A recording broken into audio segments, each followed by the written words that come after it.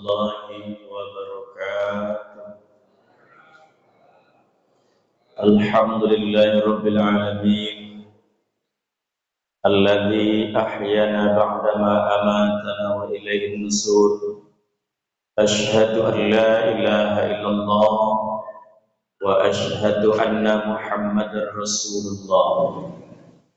Subhanaka la ilma lana illa ma 'allamtana innaka antal alimul hakim. La haula wa la quwwata illa billahil aliyyil azim. Segenap pengurus Masjid Paripurna Darul Aman yang saya muliakan, Bapak Ibu hadirin hadirat, alim ulama, cerdik pandai, tokoh masyarakat, jemaah subuh yang semoga dimuliakan Allah Subhanahu wa taala. Bersyukur kepada Allah dengan ucapan alhamdulillah. Subuh ini kita dalam keadaan sehat wal afiat, berada di bulan yang Allah muliakan, bulan Rajab. Bulan ini pula yang disebut oleh Rasulullah dengan bulan yang penuh berkah. Maka begitu masuk bulan Rajab, Nabi berdoa minta berkah kepada Allah. Kenapa Nabi tidak membaca doa ini di bulan Zulkaidah, bulan Zulhijjah, bulan Muharram? Karena bulan Zulkaidah, bulan Zulhijjah, Muharram pun juga bulan yang Allah muliakan. Nabi berdoa di bulan Rajab karena kemuliaan bulan Rajab itu banyak berkahnya. Oleh sebab itu kita pun mesti minta kepada Allah agar diberikan keberkahan itu kepada kita. Apa bukti berkahnya, Pak Ustaz? Kalau Allah sebut Mekah Madinah itu tanah haram, coba kita lihat bagaimana mulianya dua tanah itu. Salat beribadah di Masjidil Haram, Allah lipat gandakan 100.000 kali dibanding ibadah di tempat kita. Itu yang Allah muliakan. Di Madinah, ibadah 1 kali berbanding dengan 1000 kali ibadah di tempat kita. Apa saja, entah solatnya, entah baca Qur'annya, entah infak sedekahnya, entah doanya, berbanding 1000 kali di Madinah dan 100.000 kali di Mekah. Kalau bulan haram, Rajab, bulan yang Allah muliakan, tentu Allah berikan juga banyak kelebihan dibanding dengan bulan-bulan yang lain. Maka Nabi pertama minta berkah. Yang kedua, Nabi juga mengatakan awal Rajab itu malamnya doa mustajab. Awal pertama malam Rajab doa mustajab. Tapi sudah berlalu. Lalu kapan lagi? Nisfu Sya'ban. Lalu kapan lagi? Malam Idul Fitri, malam Idul Adha, dan malam Jumat. Bahkan dalam kitab Syifaul Qulub diceritakan bahwa setiap malam Jumat itu keistimewaannya ialah satu di antaranya, para arwah itu dia pulang ke rumah tempat tinggalnya di dunia. Satu di antaranya. Maka oleh sebab itu Rasul mengingatkan kepada kita, Iqra'u ala mautakum bi surati Yasin. Bacakan olehmu untuk orang yang meninggal itu surah Yasin. Itu sebab oleh ulama kita dahulu setiap malam Jumat itu disuruh kita baca surah Yasin, sekaligus ada namanya wirid Yasin. Itu sebab Bapak yang saya muliakan. Bulan Rajab juga Allah pilih sebagai bulan untuk mengisra' mi'rajkan Nabi Muhammad sallallahu alaihi wasallam. Isra' Mi'raj itu bukan kejadian secara kebetulan. Allah pilih bulan Rajab sebagai bulan mengisra' mi'rajkan Nabi. Kenapa demikian? Maka itulah sebabnya kelebihan kemuliaan bulan Rajab itu. Karena Isra' Mi'raj bulan Rajab jadi mulia, karena kemuliaan bulan Rajab, maka Allah pilih bulan Rajab sebagai bulan untuk mengisra' mi'rajkan Nabi Muhammad sallallahu alaihi wasallam. Kan bisa saja Pak Bu, Isra' Mi'raj di bulan Ramadan, kan bisa saja di bulan Syawal, bisa saja di bulan-bulan yang lainnya. Tapi Allah pilih bulan Rajab sebagai bulan untuk mengisra' mi'rajkan Nabi Muhammad sallallahu alaihi wasallam. Maka oleh ulama kita disebut bulan Rajab itu bulan untuk membersihkan hati. Nampak waktu peristiwa Isra' Mi'raj itu Pak. Sebelum berangkat, yang pertama dilakukan oleh Jibril ialah membersihkan hati. Memang hati Nabi Muhammad tak bersih, bersih. Tapi itulah pelajaran untuk kita. Sebelum menemui Allah itu hati harus bersih. Jadi ke masjidnya menemui atau menghadap Allah, hati dalam keadaan bersih. Bukan untuk menengok kawan-kawan kita. Apa kata sang anak kepada ayahnya? Ayah, di samping saya, solatnya kok macam-macam. Ada yang lipat tangannya begini di dada. Ada yang takbirnya cuma engkel saja, tidak sampai ke telinga. Ada pula yang telunjuknya goyang-goyang ketika tahiyat. Oh begitu kata ayahnya. Iya ya. Kalau begitu kata ayah, besok kau tak usah ke masjid lagi. Begitu besok azan maghrib tiba, lalu orang iqamah, begitu orang solat, kau ayah perintahkan untuk keliling masjid saja.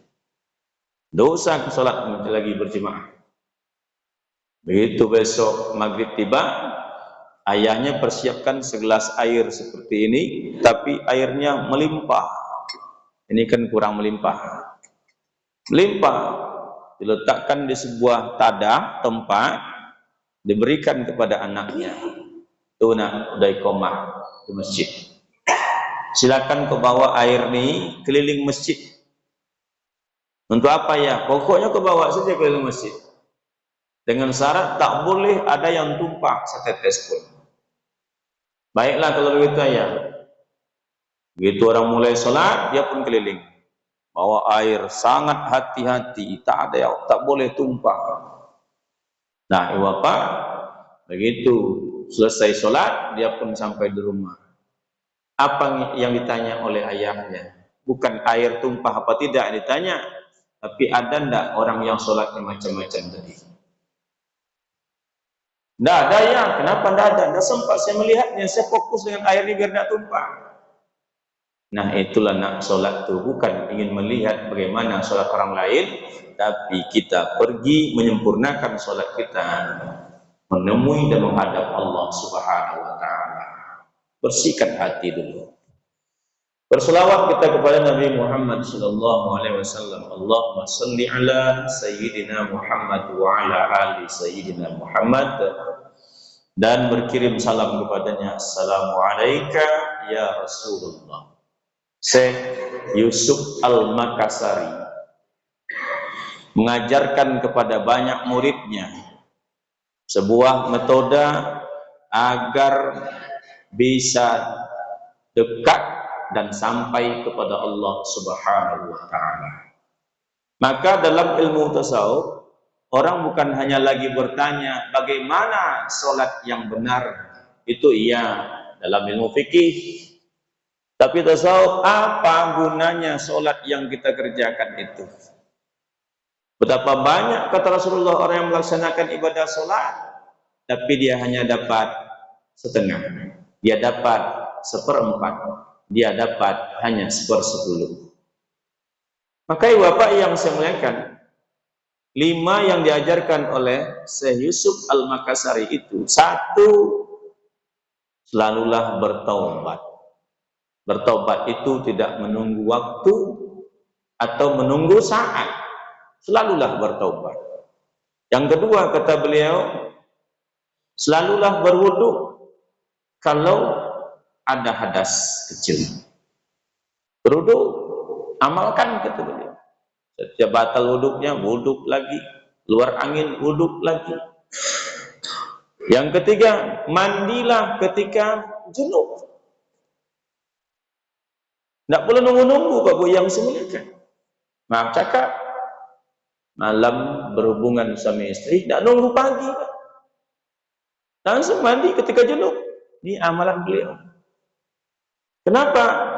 Apa betul bisa hidup besok sampai pagi, sampai subuh? Ini amalan beliau. Diamalkan oleh murid-murid. Yang keempat, Bapak yang semuanya, jangan ngomong dan diam itu zikir. Bukan diam hanya berdiam diri, tapi hatinya tetap berzikir terus-menerus. Diajarkan. Zikir terus. Kalau ngomong, iya. Berhenti ngomong, langsung zikir hatinya. Itu saja yang diamalkan. Yang kelima, kata beliau, apa itu? Berdoa tak boleh meminta kepada yang lain kecuali hanya kepada Allah.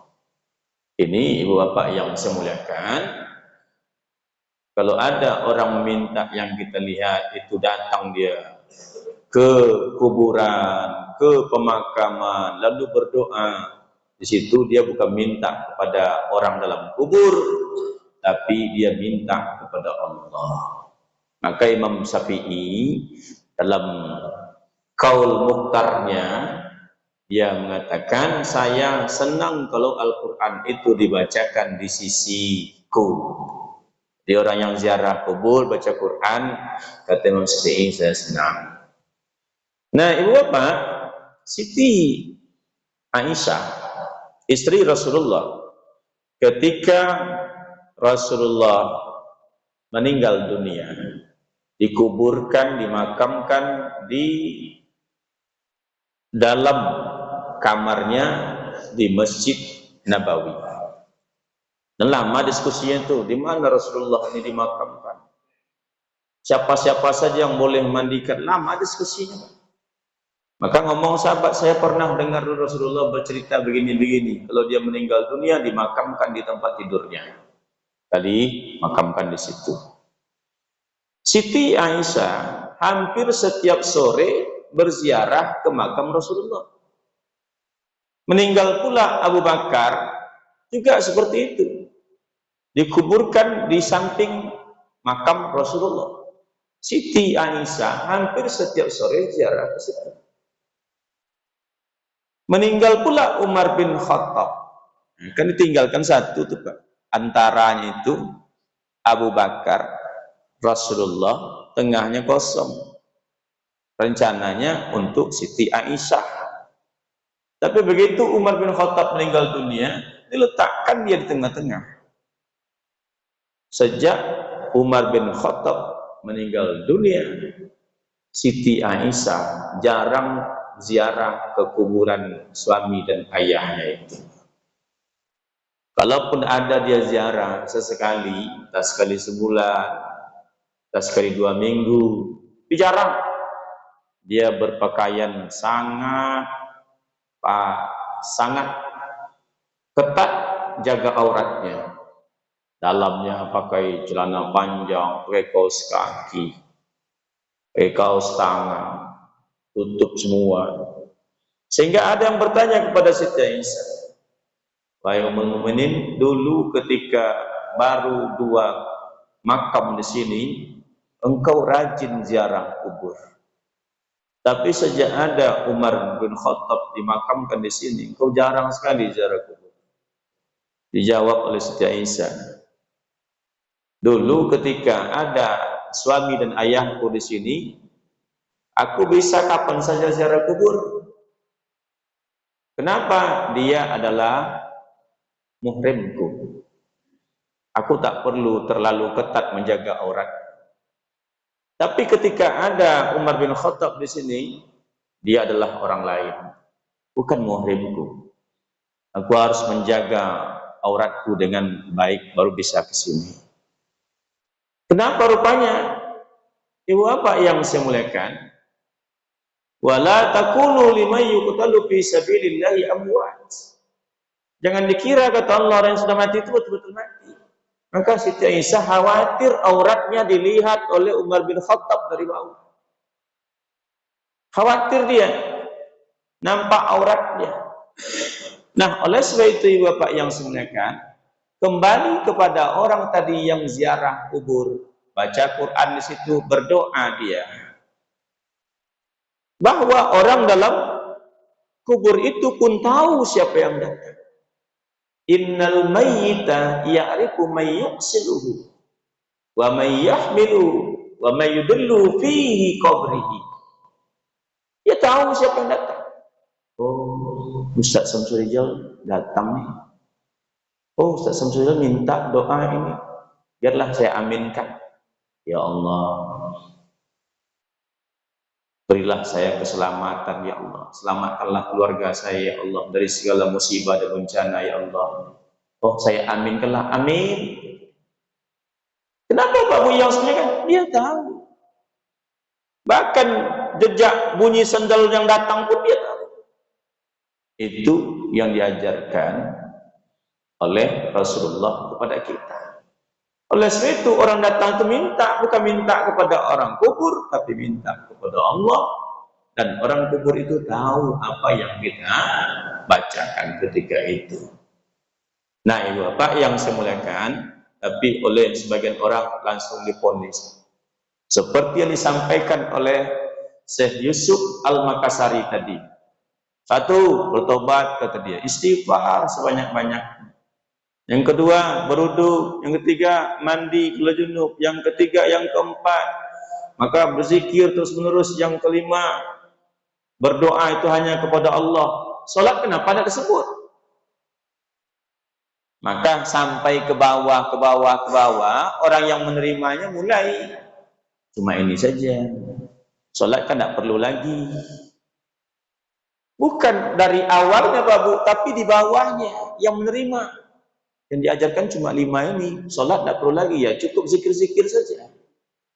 Berkembanglah Bapak yang saya muliakan, namanya tasawuf atau tarikat khalwatiyah. Tidak perlu salat, tidak perlu lagi baca Quran, yang penting 5 saja sudah cukup. Apa itu maksudnya? Tidak Pak Bu. Dimulai ini dari salat semua. Maka apa guna salat kita Ibu? Maka Allah menerangkan dalam Al-Quran, sesuatu yang diperintahkan kepada manusia baik untuk manusia, sesuatu yang dilarang untuk manusia juga baik untuk orang itu. Maka ayam tidak dapat perintah salat, tumbuh-tumbuhan tidak dapat perintah salat, jin pun tidak dapat perintah salat. Salat itu khusus untuk manusia saja. Sungguh pun ayam bangun jam 4 subuh, dah berkokok dia, tapi ayam tidak sholat subuh. Jadi kalau ada ibu-ibu yang bangun jam 4 subuh, tapi tidak sholat subuh dia, nah itulah dia itu. Nah, ibu apa yang saya muliakan, wajar Pak Bu, limaza nusolli, untuk apa kita sholat? Paling tidak Ibu Bapak ada 8 atau 9, apa gunanya sholat itu bagi kita? 124 kalimat sholat dalam Al-Quran, 99 diartikan dengan doa. Sisanya 25 diartikan dengan membakar. Apa yang dibakar? Dosa. Dosa siapa? Dosa orang yang mengerjakan sholat itu. Makanya saya belum pernah berani mengatakan bahwa semua kita ini tidak ada yang tidak berdosa. Sampai subuh ini belum pernah saya sampaikan di mana-mana pun. Karena ada juga yang mengatakan semua kita ini tidak ada yang tidak berdosa. Semua kita punya dosa. Saya tak berani mengatakan itu. Karena Nabi mengatakan tidak seperti itu. Kata Rasulullah, as-salatu khamsun. Al-jum'atu ilal jum'ati kafaratu lima bainahuma. Salat yang 5. Dari subuh ke zuhur, zuhur ke asar, asar ke maghrib, maghrib ke isya. Jumat yang satu ke Jumat berikutnya mengampuni dosa di antara keduanya. Rasul yang menyebut diampuni dosa di antara keduanya. Terus dari mana lagi datang dosanya, Bapak? Illal kibair, kecuali dosa besar yang disengaja. Nabi juga menyebut, yang mana dosa besar itu? Ijtanibus sab'ul mubiqat. 7 tuh dosa besar, jangan dekat-dekat. Kata Rasul. 1, asyirk, syirik. Kapan pula kita syirik? Dari Isya tadi sampai subuh, kapan kita mensyirikatkan Allah? Yang kedua, kata Rasul, asyifrun, sihir menyihir. Nah, kapan pula kita sihir menyihir? Yang ketiga, kata Rasulullah, qatlun nafsul lati haramallahu illa bil haq. Membunuh ayam, enggak, bunuh manusia. Kapan kita membunuh? Itu dosa besar. Yang keempat, wa akilur riba, memakan harta riba. Kita makan yang halal-halal saja. Orang yang makan riba itu bisa dipastikan subuh berjemaah itu sangat berat bagi dia. Bukankah Nabi mengatakan, Babu, pembeda orang munafik dengan orang beriman sejati itu Isya dan subuh berjemaah. Itu kata Rasulullah. Wa akilu malul yatim, makan harta anak yatim. Nih, makan harta anak yatim itu 1, nipu, yang kedua zalim, yang ketiga maling. Tapi kalau anak yatim bersedekah ke masjid ini, ngantar makanan dia pagi ini anak yatim. 100 paket nasi goreng pagi diantarnya anak yatim. Pak, ini sedekah saya, Pak. Oh, enggak boleh, kami enggak boleh makan harta anak yatim. Enggak itu. Yang dizolimi, yang ditipu, yang dipaksa. Nah, ibu bapak, itu dosa besar. Yang selanjutnya, watawali yaumaz zahfi, lari dari medan tempur. Nah, seorang suruhnya perang, maju, dia pulang ke rumahnya. Yang seperti ini, jihad, Allahu Akbar, Allahu Akbar. Dia tak maju-maju, Pak. Orang itu suruhnya. Ini dosa besar ini. Nah, tapi kalau jihad ke kelima Allahu Akbar, itu ya tengoklah musuhnya dulu. Bang kafir lawannya baru Allahu Akbar. Kadang teriak-teriak lawannya Islam juga, Pak. Yang jaga polisi Islam semua.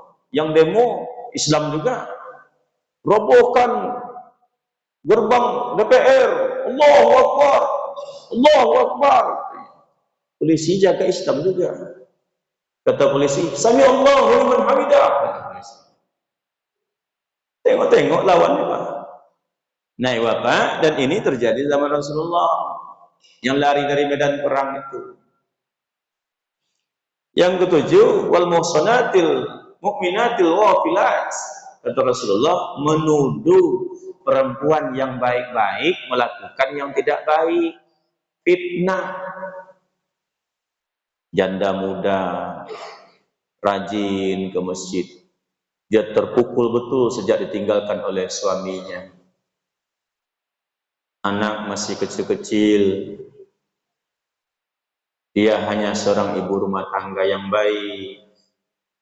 Suami sudah meninggal pula, terlalu cepat dijemput oleh Allah Subhanahu wa ta'ala. Duka dia, terjadi perubahan besar. Hari-harinya rajin ke masjid, kadang jam 4 subuh dah sampai ke masjid. Kenapa di masjid dia? Tahajud, baca Quran sambil nunggu datangnya waktu subuh. Apa kata orang? Iyalah rajin ke masjid. Dia janda tuh, maka rajin dia ke masjid. Kan gorim kita kan ganteng orangnya. Fitnah lah, dosa besar ini. Nah, maka apa yang sebenarnya yang dosa besar. Selain daripada itu, kata Rasulullah SAW, as-salatu ila salati al-jum'atu ila al-jum'ati kafaratu lima bainahuma. menghapus dosa di antaranya. Maka oleh sebab itu Bapak, Nabi pernah mengatakan, ala unabbiukum, mau nak kalian aku kasih kabar besar, kata Rasul. Qalu bala ya Rasulullah, tentu kami mau semua ya Rasul. Apa itu ya Rasul?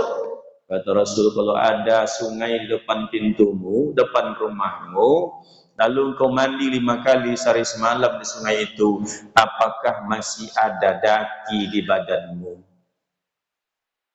Daki, Bapak Ibu tahu nih, daki, yaitu bahasa Perancisnya.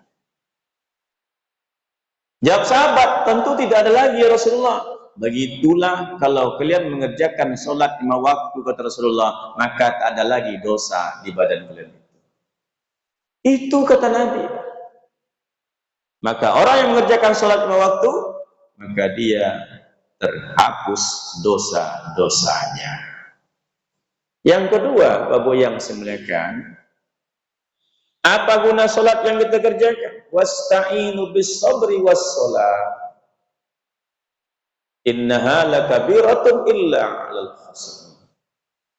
Yang kedua, ayat lain mengatakan, ya ayyuhallazina amanu ista'inu bis sabri was sholat, innallaha ma'as shabirin. Sholat itu, kata Allah, sebagai syarat untuk meminta atau berdoa. Jadi kalau ada orang berdoa, makbul doanya, tapi tidak sholat, perlu dipertanyakan kepada siapa dia itu sesungguhnya meminta. Minta dia makbul, tapi tidak sholat, perlu dipertanyakan kepada siapa dia sesungguhnya minta. Dan ayat ini juga seakan-akan memberikan, sholatlah dulu baru berdoa, baru meminta. Kenapa? Satu di antara banyak waktu mustajab untuk berdoa, satu di antaranya ialah selesai sholat. Makanya oleh ulama kita dulu dirutinkan betul berdoa, setiap selesai sholat berdoa. Bahkan Imamul Ghazali mengijazahkan doanya itu dengan 5 syarat. Kata Imam Ghazali, syarat doa mustajab dijabah oleh Allah 5. 1, doa itu dimulai dengan memuji Allah. Nah, ada orang berdoa kadang Pak siap ceramah langsung angkat tangan langsung berdoa minta ini. Kata Imam Ghazali syaratnya 5. 1, memuji Allah. Memuji Allah tuh alhamdulillahirabbil alamin. Yang kedua, kata Imamul Ghazali, yaitu berselawat kepada Rasulullah. Mesti berselawat. As-salatu wassalam atau Allahumma salli ala Sayyidina Muhammad. Yang ketiga, kata beliau, mendoakan kedua orang tua terlebih dahulu. Allahumma ufir lana zunubana. Makanya oleh ustaz-ustaz kita dulu langsung itu tuh imam-imam kita dulu, apalagi orang-orang tasawuf, orang tarekat, pasti itu dulu, Allahumma ufir lana zunubana. Yang keempat, doakan kaum muslimin dan muslimat, wali jamil mu'minin wal mu'minat wal muslimin wal muslimat, al ahya minhum wal amwat. Itu dulu. Dan yang kelima, kata beliau, syaratnya doa itu dijabah, diakui kita ini punya khilaf dan salah, diakui kita ini makhluk yang punya kelemahan. La ilaha illa anta subhanaka, dan ke ujung, atau Rabbana zalamna anfusana, sampai ke ujung. Baru minta yang lain-lainnya. Itu kata Imam Ghazali. Siapa Imam Ghazali, Ustaz? Ini gelar dia ketika zamannya, di zamannya, nah, dia punya gelar. Dia ini pembela Islam, pembela agama. Itu gelarnya sezamannya.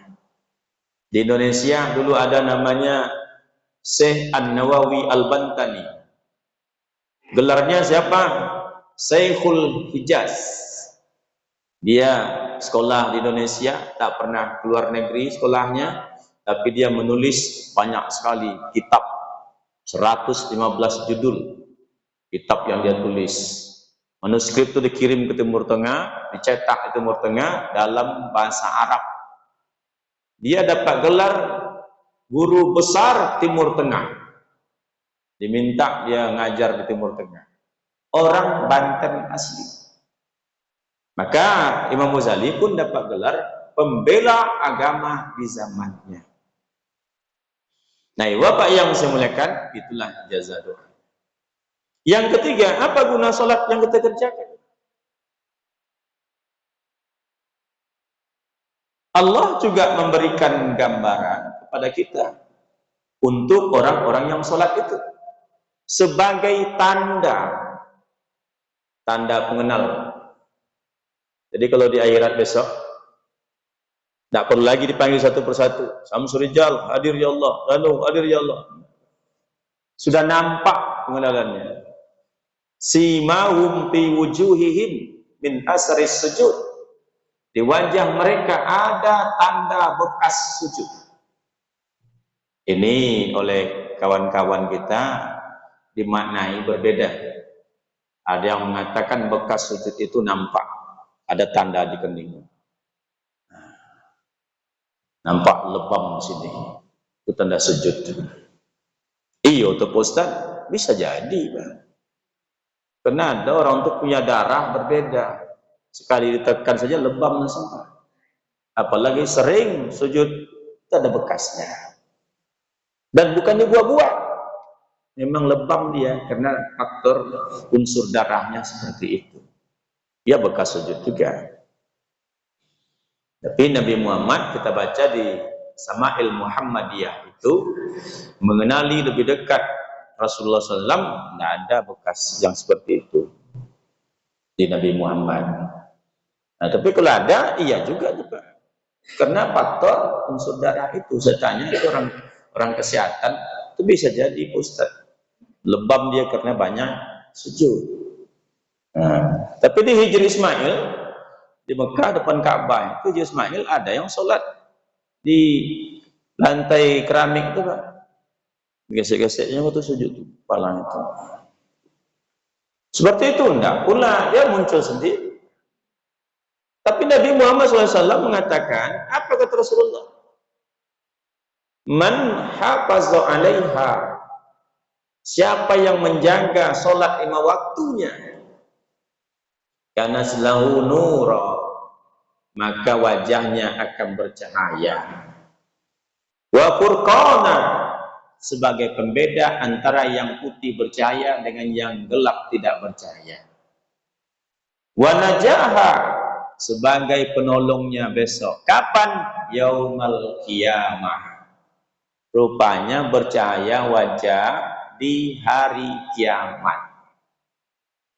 Ada 2 wajah. Satu, yauma tabyaddu wujuhu wa taswaddu wujuh. Ada pada hari itu yang wajahnya bercahaya, ada yang wajahnya hitam. Tidak bisa nipu-nipu tuh ibu bapak. Yang bercahaya sebelah kanan, yang hitam sebelah kiri. Terus ada yang sebelah hitam, yang sebelah kiri hitam, wajah masuk ke sebelah kanan. Kata Allah, oh yang hitam pindah sebelah kiri. Tidak bisa nipu-nipu Pak. Fa'ammal ladzina swaddat wujuhuhum akafartum ba'da imanikum fazuqul azaba bima kuntum takfurun. Tidak bisa dibohongi. Adapun orang yang hitam wajahnya karena akibat dia itu ingkar kepada Allah, sebelah kiri mau dikemanakan? Yang seperti ini, orang-orang yang ingkar keras kepala, diundang tak datang, diajak tak mau, dinasihati tak mau dengar, yang seperti ini. Wasiqal ladzina kafaru ila jahannam zumara, yang hitam ini dihalau ke neraka jahanam. Hatta iza ja'u futihat abwabuha, sampai dibukakan pintu neraka jahanam, wa qala lahum khazanatuha, maka Allah pun berkata kepada mereka. Bertanya Allah, Pak. Ini saya tengok nih kata Allah ada jemaah Masjid Darul Aman di sini kata. Tanya oleh Allah, kenapa sampai pula ke sini? Alam ya'tikum rusulun minkum yasluna 'alaikum ayati rabbikum wa yunzirunakum liqa'a yaumikum hadza. Tak ada dulu pengajian rutin di Masjid Darul Aman itu kata Allah. Ada ya Allah. Tak dibahas Al-Quran. Ada dibahas ya Allah. Tak disampaikan hadis-hadis Nabi. Disampaikan ya Allah. Tapi kenapa kalian sampai tempat yang seperti ini? Apa aja mereka? Qalu bala walakin haqqat kalimatul azabi 'alal kafirin. Kami sangka dulu ya Allah tergantung nasib masuk surga neraka ya Allah.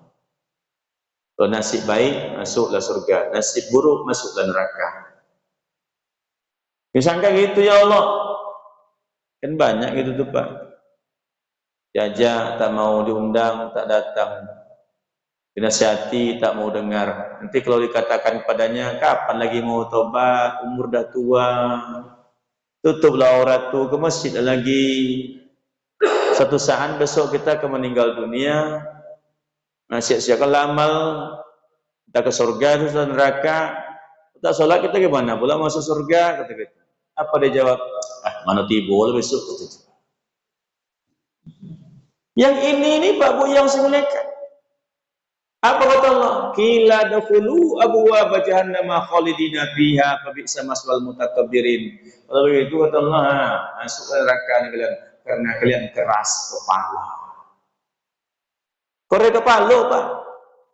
Bukan dia tak tahu dia. Maka dalam tasawuf itu Pak, buka hati, jernihkan pikiran. Betul untuk orang, betul juga untuk kita. Betul kita bukan salah punya orang. Apalagi memponis kita yang paling benar selain daripada kita salah semua. Buka hati, jernihkan pikiran.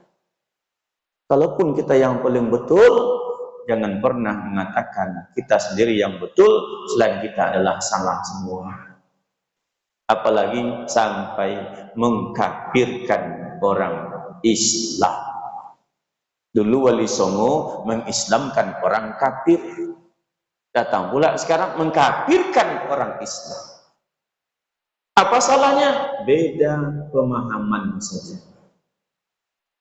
Nah, Ibu Bapak, kalau sudah didoktrin otak kita ini tak jernih lagi pikiran kita, Pak. Terjadi sesuatu langsung mindset kita ke sesuatu yang itu. Langsung itu. Dulu betapa banyak orang batuk-batuk di masjid. Bersin-bersin di masjid. Dulu, Pak, tidak ada orang nutup-nutup hidung, Pak. Tak ada orang nutup-nutup mulut. Tak ada yang pakai masker. Di masjid itu, merokok tuh dulu tak ditutup-tutup jendelanya, Pak. Untuk apa? Kalau ada wirid, asbak rokok pun disodorkan. Mulai Ustaz ceramah, rokok pun mulai.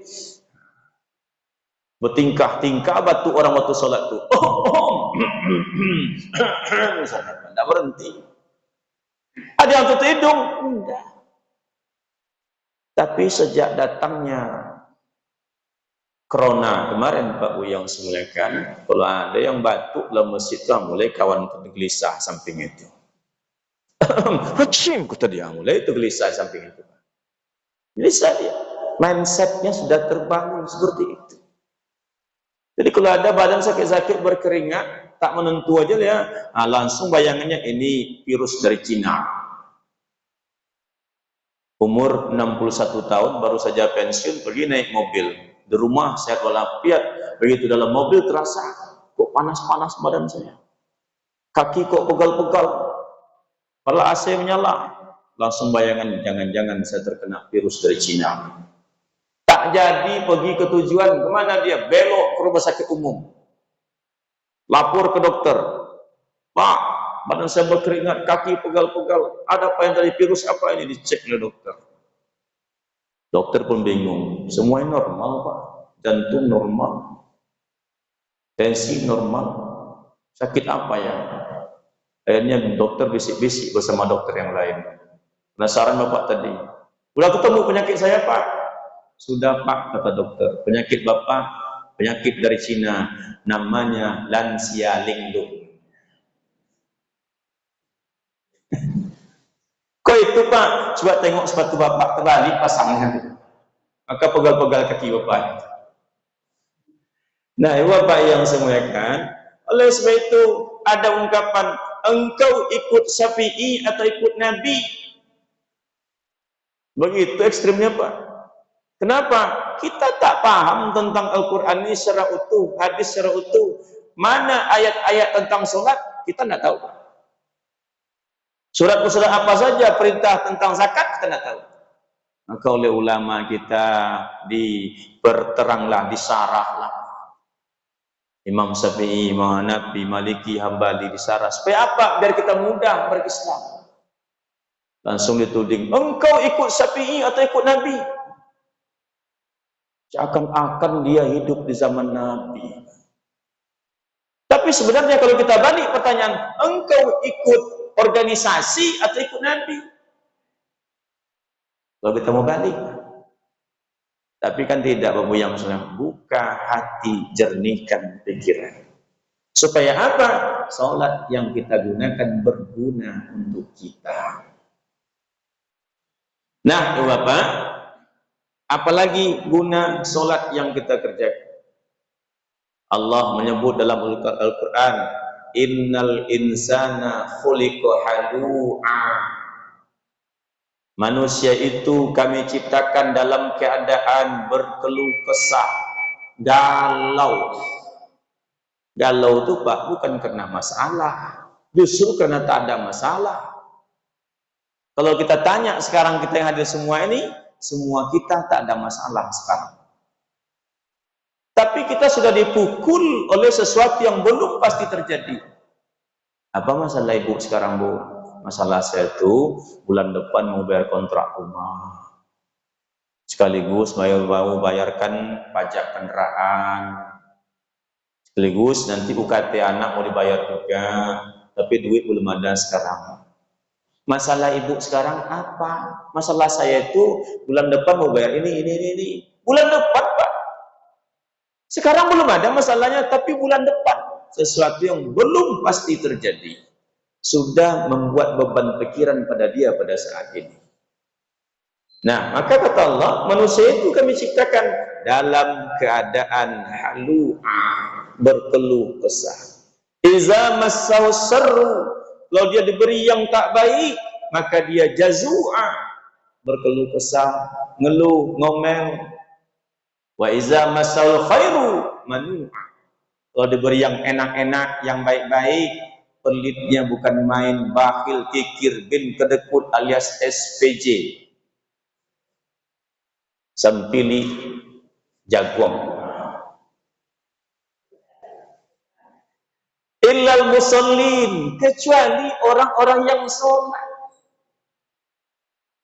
Pak Bu, Allah sebut bahwa walanabluukum bisyarri wal khairi fitnah. Semua manusia itu kata Allah akan diuji dengan yang tak enak dan dengan yang enak. Kalau ada badan Bapak Ibu subuh ini sehat walafiat, ujian. Ada pula badan Bapak Ibu subuh ini kurang enak, juga ujian. Ada yang ekonomi kita satu hari satu malam ini bagus, ujian. Ada pula perekonomian kita dah 2 hari ini kurang baik, juga ujian. Kata Allah, ada yang baik, ada yang tak baik. Tapi terkadang oleh kita ketika baik tidak dianggap ujian. Ketika tak baik baru ujian. Waduh, bulan ini kena uji betul saya ini bulan ini. Kenapa? Gaji belum terima, yang ini belum ada, ini segala macam. Tapi begitu dapat jabatan Pak, tak disebut ujian. Nabi Sulaiman cukuplah sebagai contoh bagi kita bagaimana Allah memberikan ujian yang baik kepada dia. Apa saja bisa dikendalikan Nabi Sulaiman, jin, angin, hewan, burung, manusia, diatur oleh Nabi Sulaiman. Tapi ketika disampaikan kepada Nabi Sulaiman, kehebatan Nabi Sulaiman, apa kata dia? Azza min fadli Rabbi, ini semua dari Tuhan, tidak ada dari saya ini.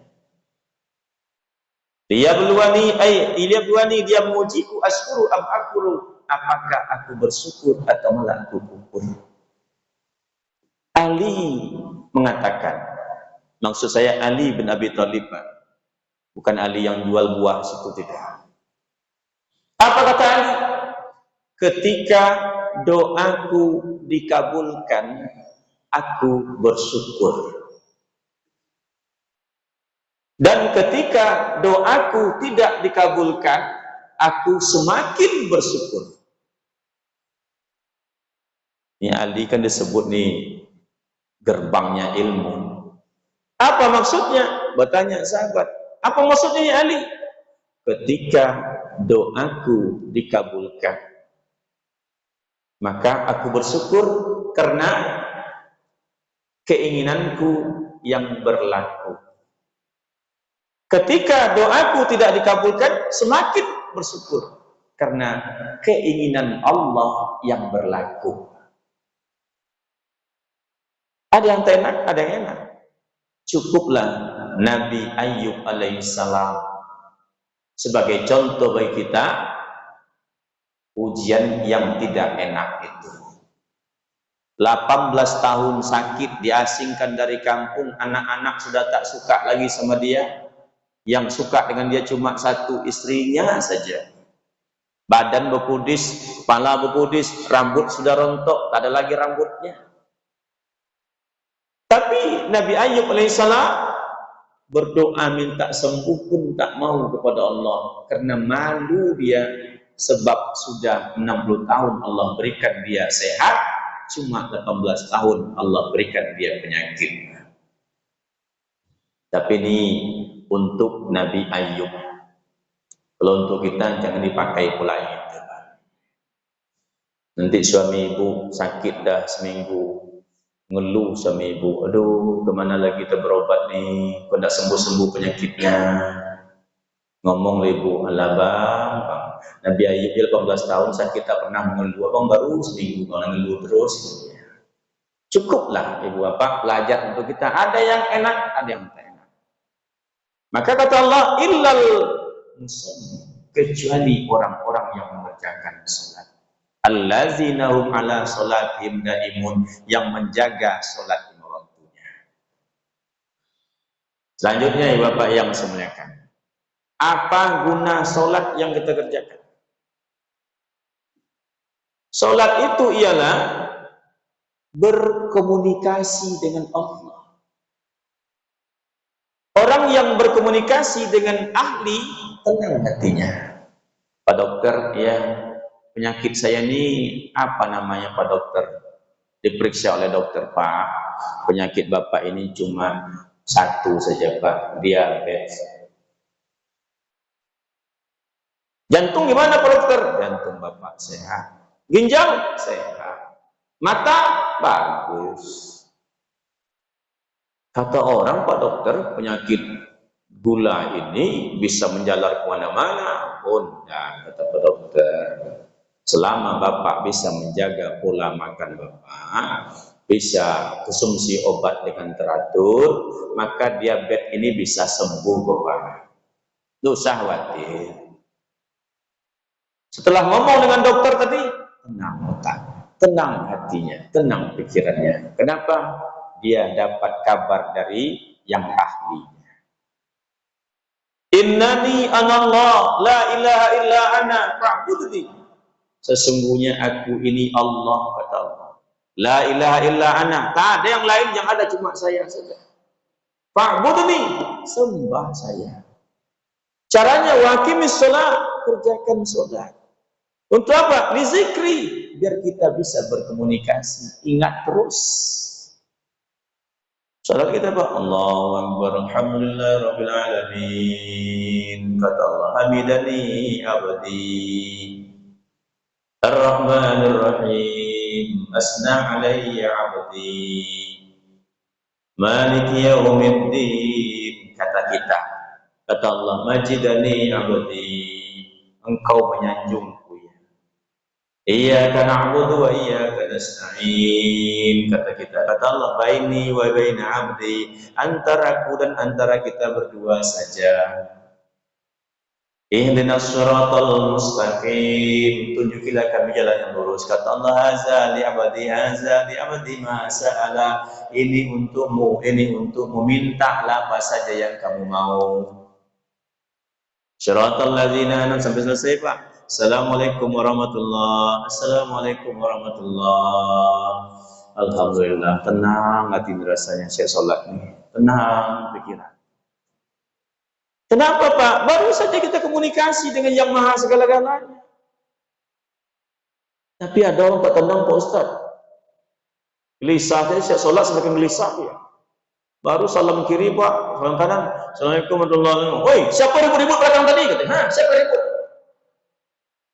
Gelisah. Ada juga assalamualaikum, tapi gelisah masih. Siapa ini? Komunikasinya lelet, Pak. Tidak lancar komunikasinya. Halo, apa kabar? Apa kabar? Lama tak jumpa? Lelet. Kenapa lelet, Pak? Sinyal tak bagus. Sinyal tak elok, Pak. Terganggu sinyalnya. Kenapa terganggu? Kembali kepada kajian awal tadi. Pesan dari ajaran Syekh Yusuf Al-Makassari. Apa itu? Selalulah bertobat. Berwuduklah kalau batal. Mandilah jika junub. Zikirlah kalau diam. Dan berdoalah hanya kepada Allah Subhanahu wa ta'ala. Supaya apa? Sinyal bagus. Terakhir Pak Bu yang semuliakan. Ya Mas, suatu Isra nih Pak. Situ 1 menit lagi katanya.